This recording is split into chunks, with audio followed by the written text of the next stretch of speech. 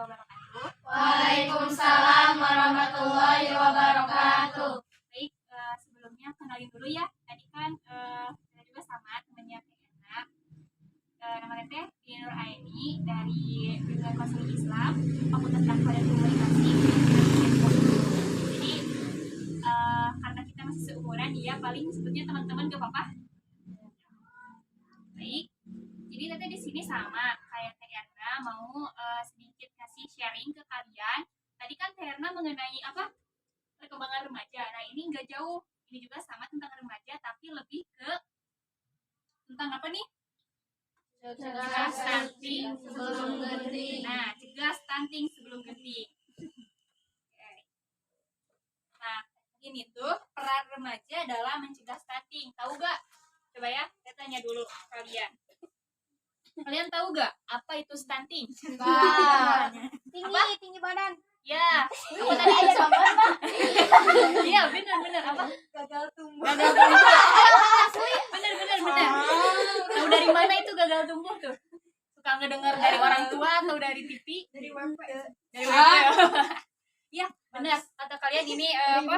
Yang pertumbuhannya kecil terus gagal tumbuh itu betul. Jadi, nih ya kita lihat penjelasannya. Jadi, stunting itu adalah masalah kurang gizi kronis yang disebabkan oleh kurangnya asupan gizi dalam waktu yang cukup lama.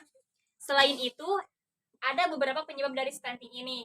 Nah, penyakit stunting ini tuh merupakan gangguan pertumbuhan pada anak, yakni seperti tinggi badan anak atau yang sering kita lihat mah orang-orang yang kerdil tuh ya. Nah, itu tuh merupakan salah satu dampak dari stunting. Kayak misalkan nih kalian, tadi kan di sini remaja tuh ada remaja awal, madya, akhir. Remaja awal tuh 10 sampai 12, remaja madya 13 sampai 15, remaja akhir 16 sampai 19.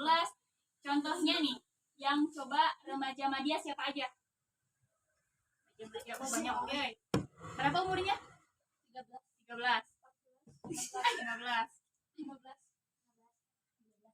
Nah, kayak misalkan gini ya, yang umurnya 13 sampai 15 tuh kisaran tinggi badannya misalkan 130 sampai 140. Nah, kalian masuk di kategori itu enggak? Kalau misalkan di bawah itu, nah lebih itu bagus. Kalau 100 gimana? 100 lebih ya. Kalau misalnya kalian berapa coba tinggi badannya, ada yang tahu? Sendiri. Siap. Tahu tinggi badannya berapa? Enggak tahu coba. Terakhir 47. Oke. Nah, kayak misalkan ya, yang umurnya udah usia 15 tahun itu harusnya kira-kira tinggi badannya itu antara 140 sampai 150. Jadi di antara itu kalau kalian masuk ke situ berarti enggak termasuk dari yang stunting ini gitu. Iya. Sampai 15 tahun. Kalau kurang dari itu berarti dia udah masuk ke stunting. Oke, kita lanjut.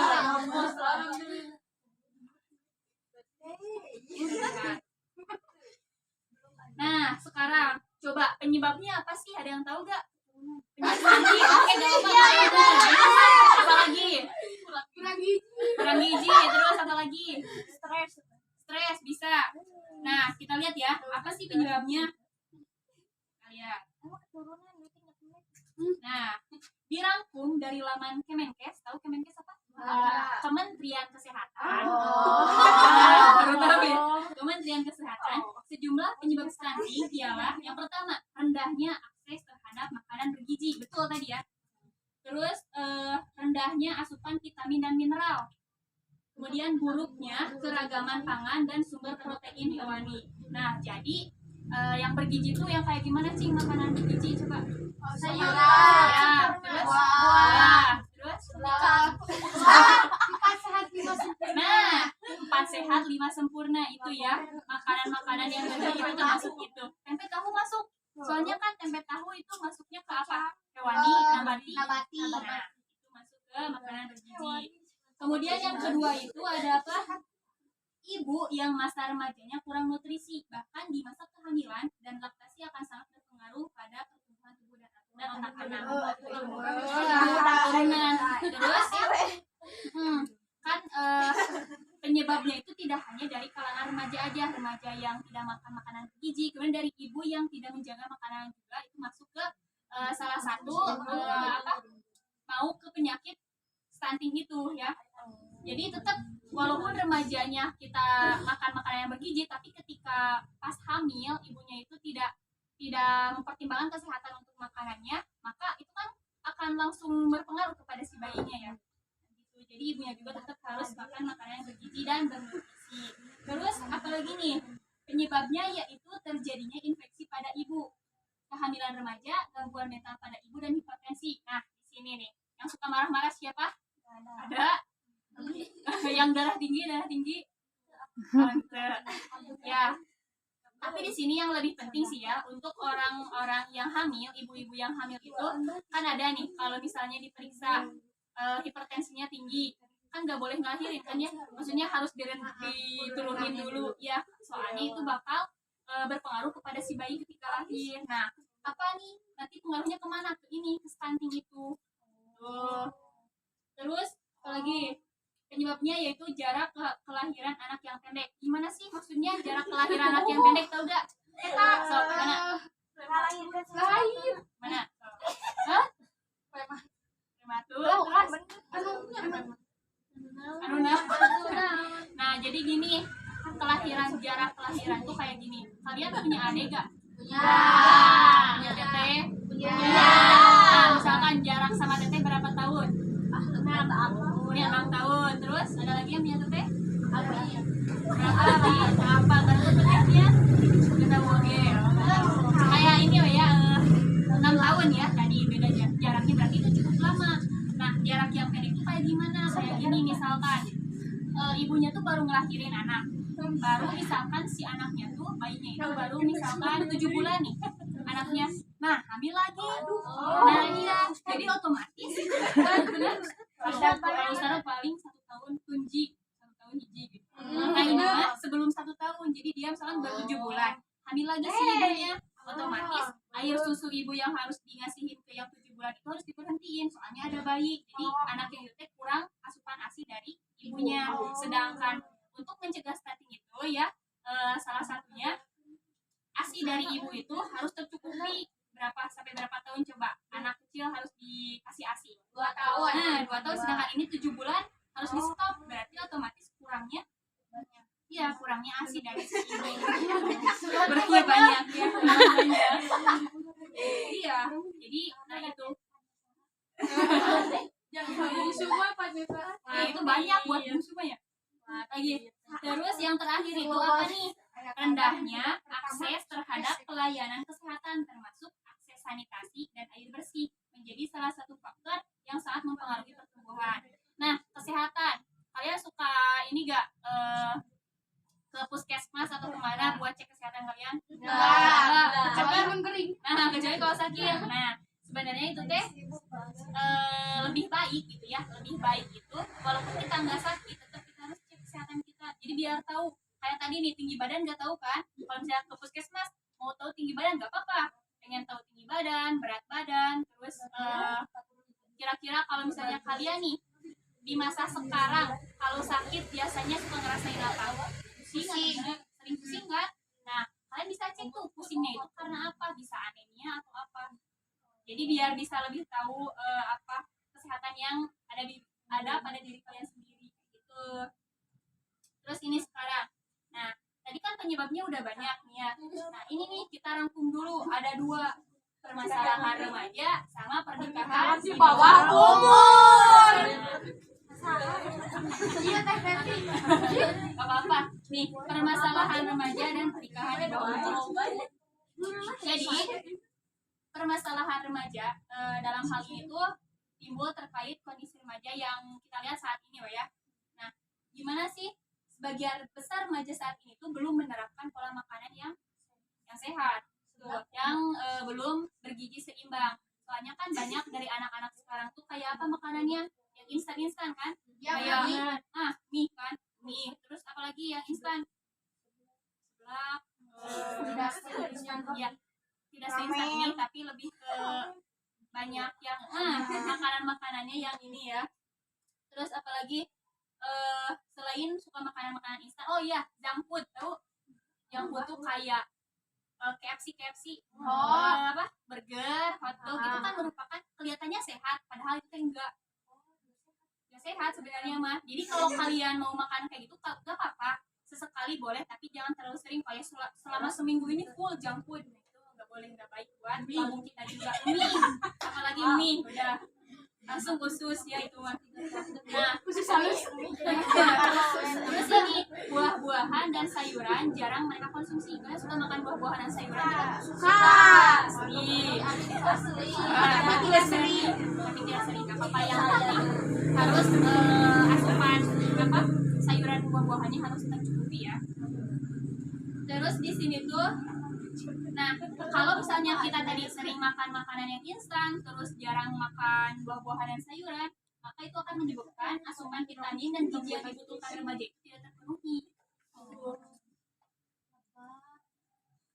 Terus, nah tadi kan tentang makanan ya. Terus sekarang ini perencanaan keluarga oleh remaja sebelum masuk jenjang pernikahan itu belum semua menerapkan. Masih ada remaja yang menikah di bawah umur, yang dimana ideal perempuan itu menikah pada usia 21 tahun dan laki-laki itu idealnya 25 tahun. Karena apa? Karena secara mental dan finansial belum siap. Termasuk belum adanya kesiapan menjadi orang tua untuk anak-anaknya nanti gitu kan. Sedangkan kalau misalnya jadi orang tua itu harus sudah siap apanya aja? Masih pikiran, iya benar. Jadi ngabatin. Nah, kayak gitu ya. Sama yang terakhir itu, karena sebagian besar remaja belum mendapatkan informasi secara lengkap tentang pengasuhan 1000 HPK. Tahu gak HPK apa? HPK itu hari pertama kelahiran. 1000 hari pertama kelahiran. Buat siapa berarti itu? Nah, buat bayi. Jadi tadi kayak apa? Harus terpenuhi apa kalau bayi? Asupan apa? Gizi, ASI. Ya, ASI-nya itu. ASI. Nah, jadi tadi apa permasalahan remaja tuh dari terkait apa aja? Makanan, terus gizi, terus apalagi perencanaan buat nikah dan 1000 HPK itu ya. Oke. Sekarang apa lagi? Nah, sekarang pernikahan di bawah umur. Oke. Pernikahan usia remaja ini cukup beresiko karena bisa saja menimbulkan beberapa dampak. Di antaranya yang pertama, meningkatkan resiko kematian ibu dan bayi. Kenapa nih? Kenapa, ada yang tahu kenapa meningkatkan kematian untuk remaja? Belum cukup umur ya. Tapi karena apa? Dinas kesehatan. Ya, dari kesehatan. Ya, rahimnya juga belum kuat. Nah, itu salah satu faktor dari kematian ibu dan anak. Kalau misalnya nggak dua-duanya, bisa dua-duanya, bisa salah satunya. Misalkan anaknya yang meninggal atau ibunya yang meninggal.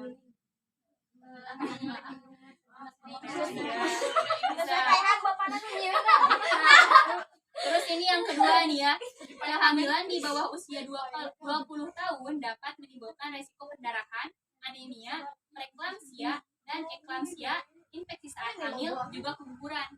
Jadi yang menikah di usia 20 tahun ke bawah karena mereka masih rentan, jadi kan tubuhnya belum kuat gitu ya secara fisik.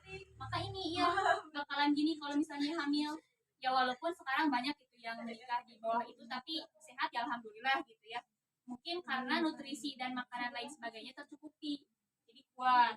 Tapi kalau misalnya kayak tadi makanan yang gak sehat, terus jarang makan buah-buahan dan sayuran, terus dia menikah di usia 20 tahun di bawah, maka akan terjadi ini nih, pendarahan, terus apa, anemia. Tahu anemia?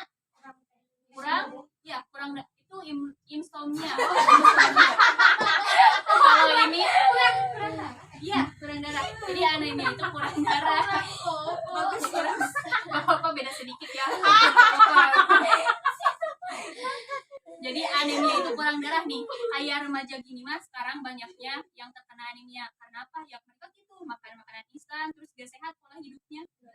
Jadi kalau misalkan duduk dia udah jongkok berdiri, pusing. Itu anemia namanya. Jadi kurang darah. Nah kalian tuh nggak ada kalau yang apa dari alaminya kayak gitu bagus, lebih bagus. Tapi tetap walaupun osok makanan kayak gitu, tapi kalau misalnya pola hidupnya nggak dibenerin mah ya aja ya. Iya. Apalagi nih. Nah, hamil pada usia 10 sampai 14 tahun memiliki resiko 5 kali lebih besar. Ada di pelosok-pelosok sana mungkin lebih banyak. Iya, tapi 14 tahun ya sampai 10 tahun SD udah nikah. Jadi kan resikonya lebih gede ya. Terus ini beresiko melahirkan prematur yang tadi benar. Resiko kami kali bawah menyebabkan ini prematur. Terus beresiko mengalami stunting. Tahu kan tadi stunting gagal? Dan ketidakstabilan emosi pada remaja dapat menimbulkan KDRT. Kayak apa nih yang lagi rame? Tapi kalau secara psikologis ya, kalau ditelusuri secara psikologis itu benar tahu.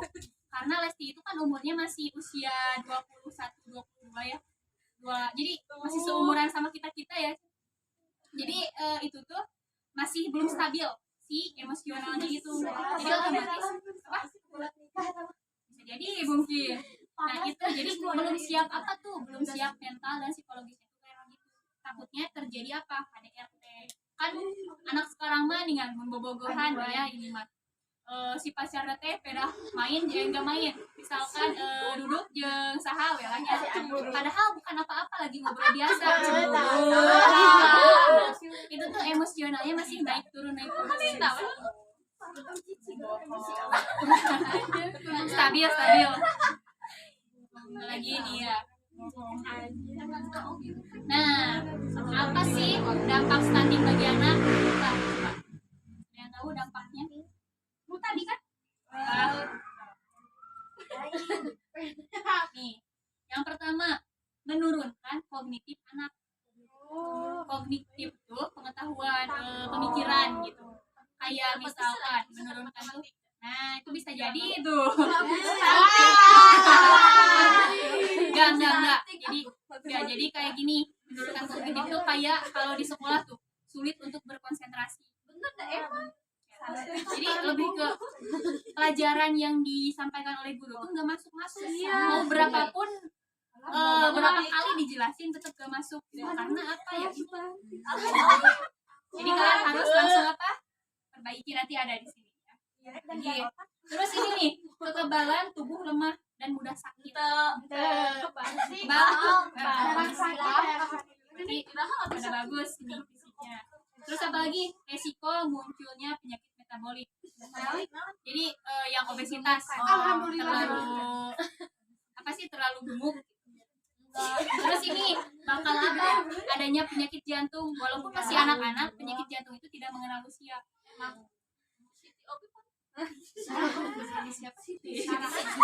Terus penyakit pembuluh darah. Penyakit pembuluh darah. Penyakit pembuluh darah tuh yang di darahnya tuh apa sih? Keluar Enggak.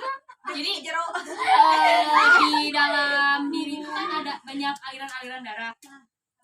Nah, penyakit pembuluh darah tuh bisa jadi di dalam darahnya tuh ada nih kanker dari darah.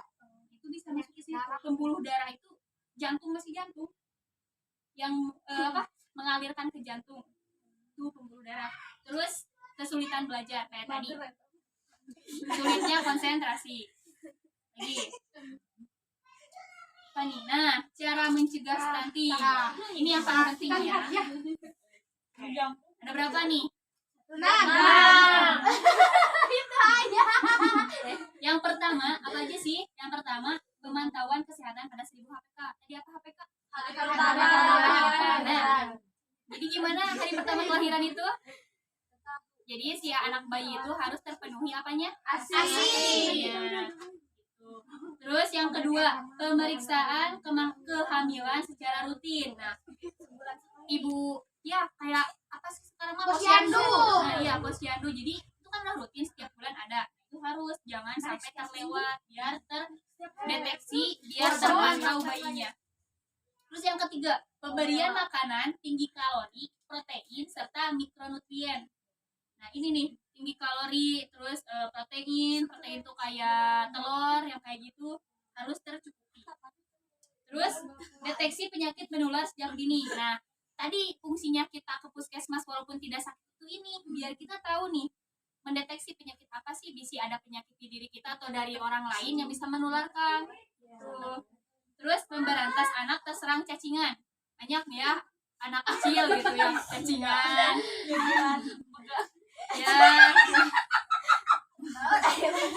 Terus yang keenam, pemberian ASI eksklusif selama 6 bulan. Nah, itu tuh yang paling penting. Maksudnya 6 bulan kan ASI itu harus sampai 2 tahun. Tapi eksklusifnya itu 6 bulan. Maksudnya benar-benar full ASI yang dikeluarkan untuk bayi itu 6 bulan. Selebihnya mau misalkan ditambah susu formula gak apa-apa, tapi tetap ASInya masih ada. ASInya masih dikasih ke bayi. Gitu.